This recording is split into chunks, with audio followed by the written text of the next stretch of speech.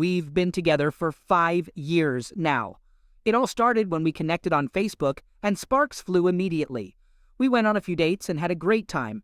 Then, out of the blue, she shocked me with unexpected news within the first week of our relationship. She mustered up the courage to admit that she had cheated on me with her ex-boyfriend, who she affectionately calls her duck buddy. To make amends, she baked me a delicious pie and sincerely apologized, admitting that it was a terrible mistake. Despite the shock, and the fact that our relationship was still in its early stages, I decided to give her another chance. We were overjoyed at that time, and simply moved forward without discussing it again until recently. Our journey began when she was around 19 or 20 years old, still living with her parents, while I, at about 24 years old, had my own place and was living independently. If I recall correctly, she moved in with me around 6 months to a year into our relationship.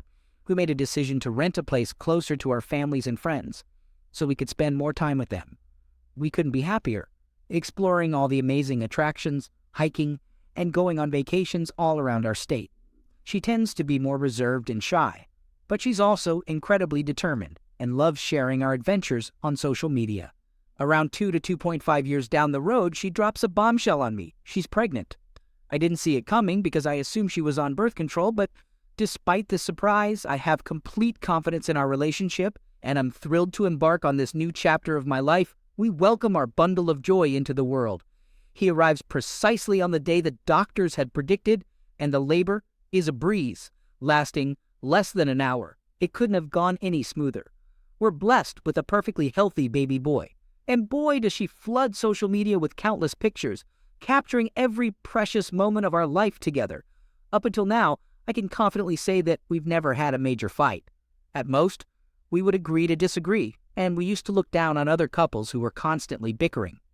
We felt incredibly grateful to have each other, and, or so I believed, to truly understand one another and our respective needs. Now let's fast forward a bit. Our son is already a lively 2-year-old. Just a week or two after celebrating his birthday, she hits me with another mind-blowing surprise, a positive pregnancy test. She's brimming with excitement, while I'm in a state of shock mixed with a whole lot of excitement as well.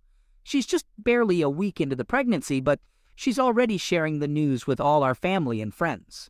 We had talked about wanting our son to have a sibling, so we were thrilled. However, things took a sudden turn. There were complications and we rushed her to the hospital. It turned out she needed to undergo an immediate surgery to have one of her fallopian tubes removed. This all happened during the COVID pandemic, so I had to wait in the car for over 12 hours while they prepared for and performed the surgery on her, as I wasn't allowed inside. The surgery is finally done, and she appears to be doing okay. It was undoubtedly a heartbreaking experience, but since the pregnancy was so brief, I naively believed that there wouldn't be many lingering effects.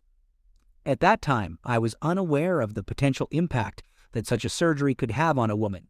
Despite her reserved and stubborn nature, she kept everything to herself, and I had no clue that something might be wrong. So we carried on with our daily routines, going to work, paying the mortgage, and so on. By the way, it's worth mentioning that I actually quit my job during this period to pursue further education and a different job in my desired field. Financially, we were never really struggling. After about a month or two, she starts spending time with a close friend who's always caught up in a roller coaster relationship and is practically a single mom. Interestingly, this friend has recently discovered a new path and no longer identifies as straight. They frequently hit up the bar together. Honestly, I'm completely fine with it because I understand that she needs some quality girl time, especially with the responsibilities of being a mom and juggling work. I absolutely adore spending time with my son. However, I start to notice a concerning pattern. She often drives home late at night after having a few drinks at the bar. It becomes a weekly occurrence. As a result, our bed life together takes a nosedive.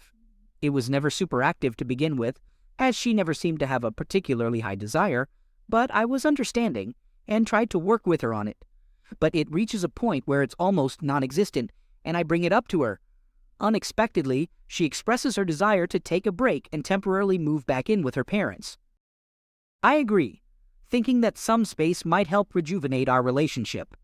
I even suggest giving her some money and flying her out to the state where her best friend recently moved, so they can have a girls' week together. However, she declines my offer. About a week into our break, with Valentine's Day just around the corner, I muster up the courage to ask her if she has any plans of coming back home. But instead of a response, I met with complete silence. Eventually, she reaches out and says she needs more time and continues her bar-hopping routine. The day before Valentine's Day, she sends me a text saying that the spark between us has vanished, but she still wants to give me my gift. When Valentine's Day finally arrives, she doesn't want to see me, but reluctantly agrees to have a family dinner the following day. We gather around for dinner, and she puts on a facade as if nothing is wrong, but there's an undeniable distance between us. I try my best to put on a happy face, while also giving her the space she seems to need. We exchange gifts, and I surprise her with a smartwatch, along with a bouquet of flowers worth $1.70 and her favorite candies. She hands me a $1.15 jar with a magnifying glass, apparently meant for examining MJ. I don't even smoke. Shortly after, she leaves. The following day, I gather the courage to ask if we can become a complete family once again. Her response hits me like a ton of bricks. She reveals that she used that family dinner as a test to see if I could reignite the spark. And according to her, I failed. I had no idea I was being put to the test like that. And needless to say, I was incredibly frustrated.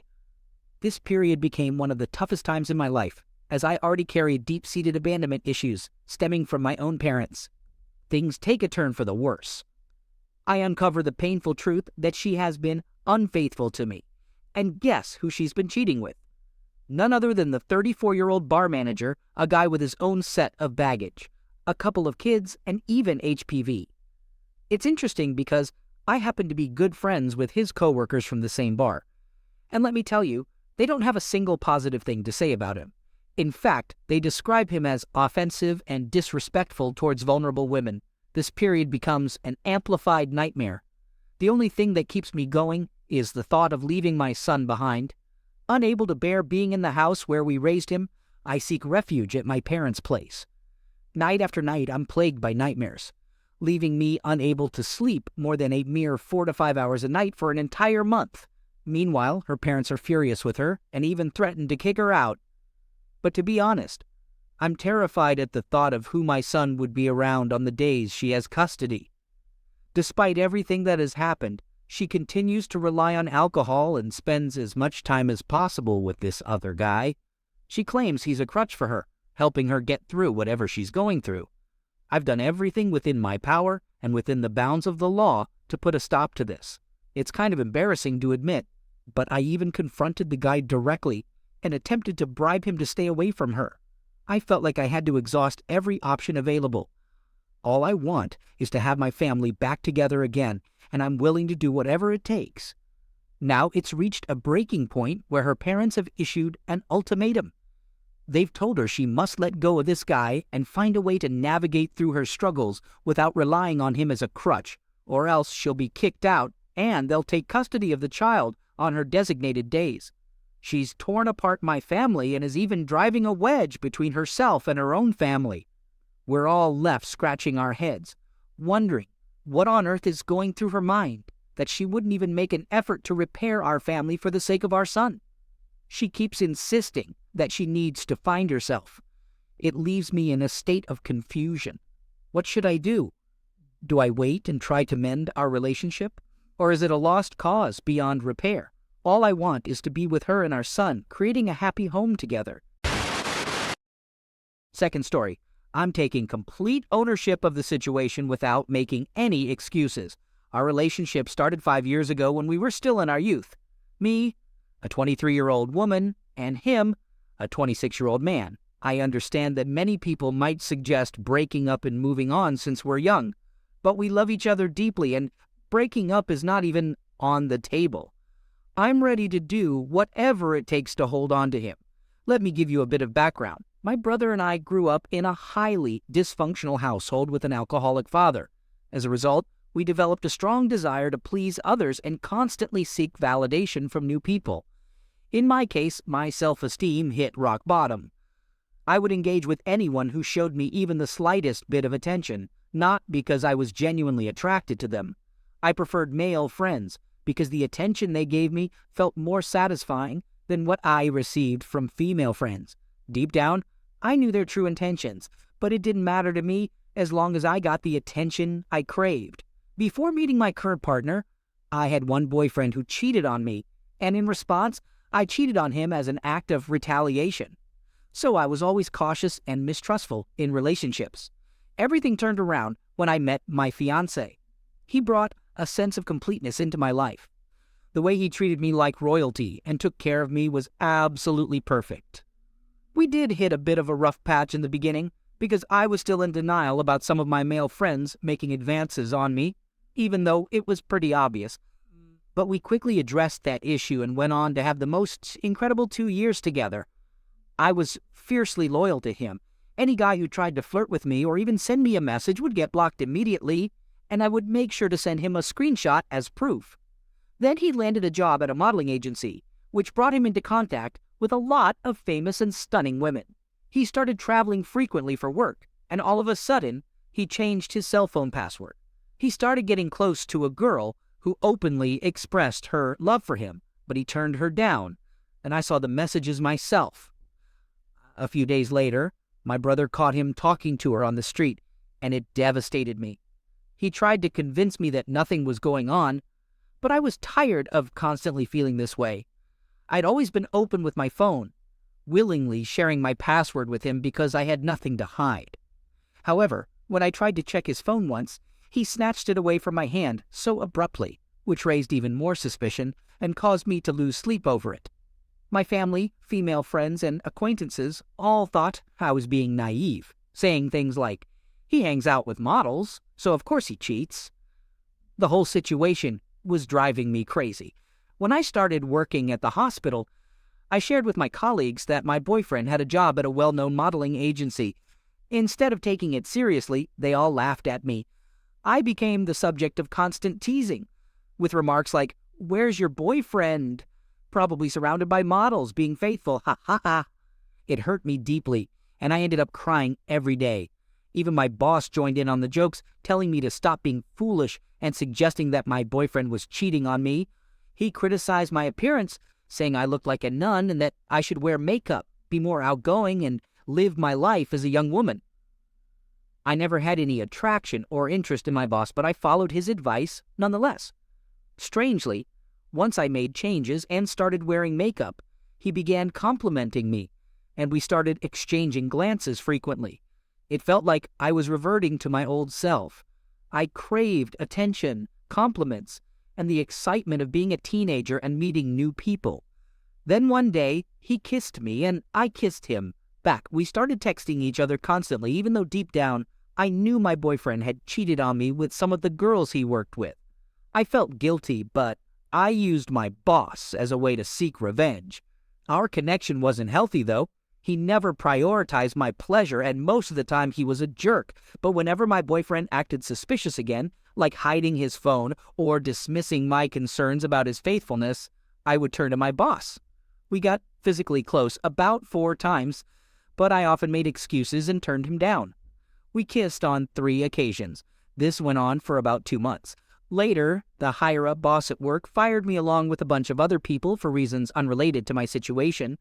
My boss would invite me to his place frequently, but I always declined. As time passed, we stopped talking as much, and our interactions became limited to the occasional text, which was not flirtatious or anything of the sort. That became my routine. Whenever I felt like my boyfriend was betraying me, I would resort to my old habits and seek attention from other men. In the same year that I was involved with my boss, several months later, a friend of my mother started showing interest in me. He had gotten my number while he was helping out my sick mother. We exchanged photos and stayed in touch for a while.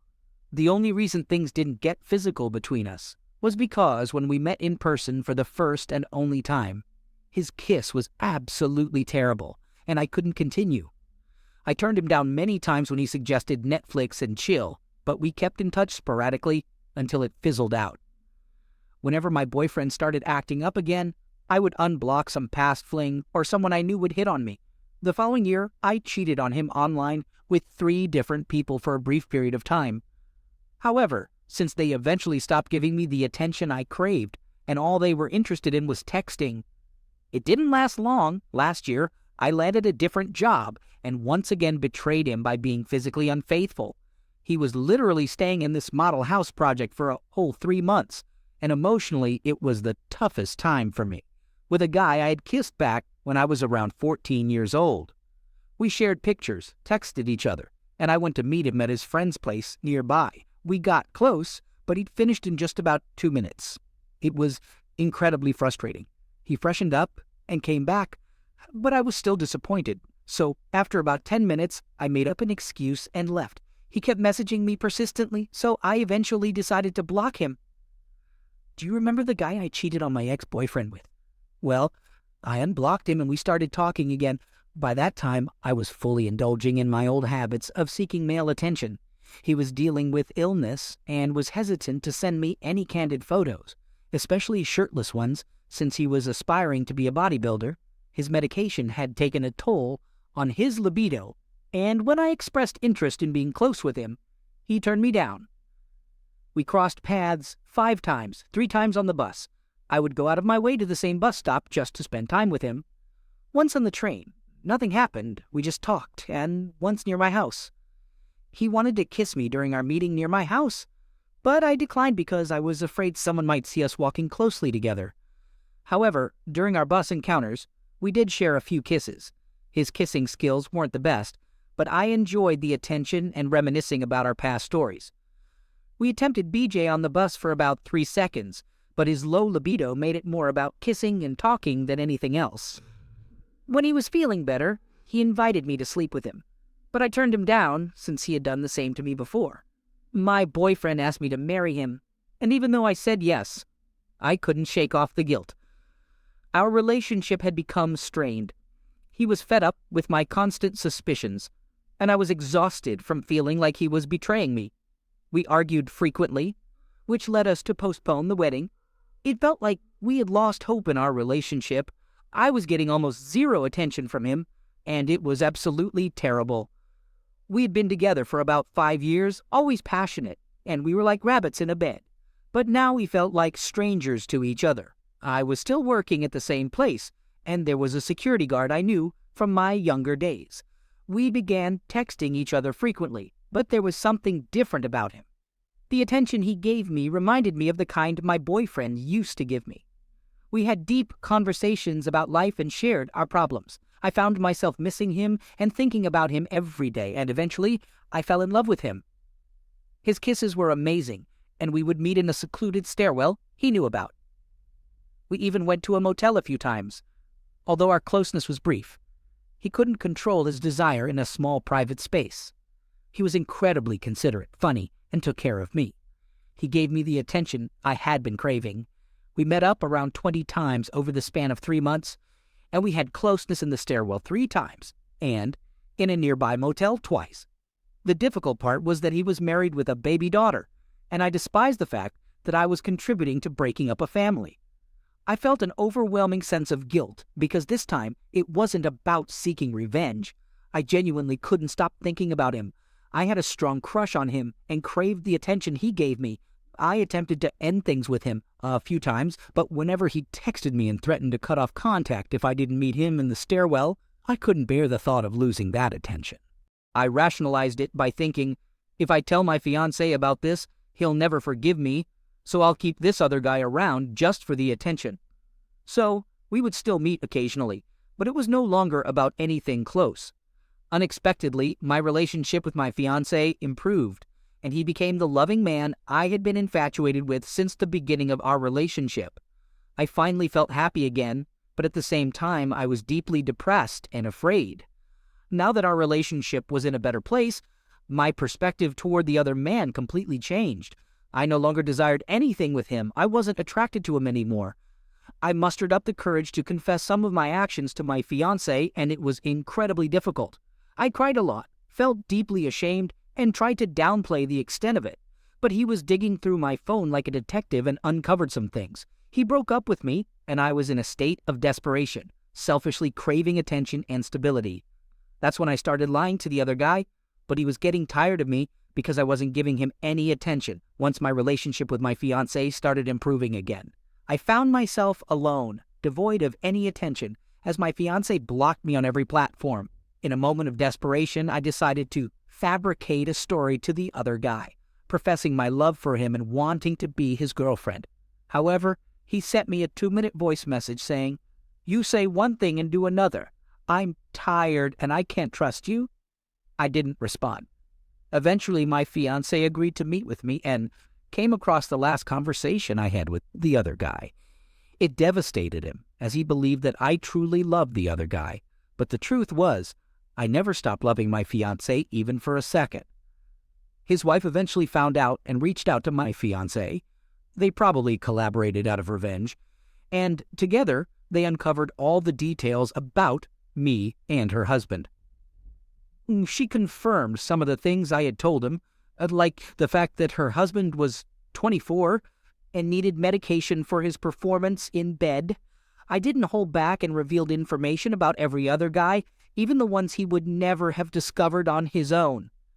I confessed everything and came completely clean. Surprisingly, when he found out about the notes I had written on my phone expressing my deep depression and fear that he was cheating on me back in 2018, 2019, he agreed to give me another chance. I answered every single question he had and provided him with every detail he wanted, since I had embarrassed him in front of the people I cheated on him with, as well as some co-workers who knew about my last affair. I thought it was only fair to make a public gesture of love to show my commitment and sincerity.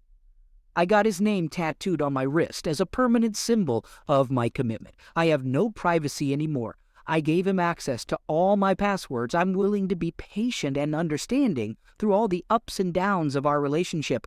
I even changed my phone number and deleted all my social media accounts to show him I'm serious about rebuilding trust. He made it clear that he can't marry me legally because he can't stand the idea of publicly declaring his love for someone who betrayed him like I did. I understand that my actions have left a lasting impact on him, so it's only fair that I face lasting consequences as well. That's why I've accepted that I won't be able to fulfill my dream of having children. Although I never had concrete evidence of him actually cheating on me, I couldn't prove anything. Right now, I know he might seek closeness with other women as a form of retaliation. I'm prepared to live with that for a while until he feels like a man again, as he has expressed that he doesn't feel like one at the moment. I'm determined to make things right and ensure that this situation becomes easier for both of us. Our goal is to stay together forever because he means everything to me. He's not just my partner, but also my best friend. I want to assure him that I will never cheat again and that I only desire his attention. I acknowledge my past mistakes and I'm committed to changing myself for the better. I genuinely want to transform, and I've already taken the first step by starting therapy last month.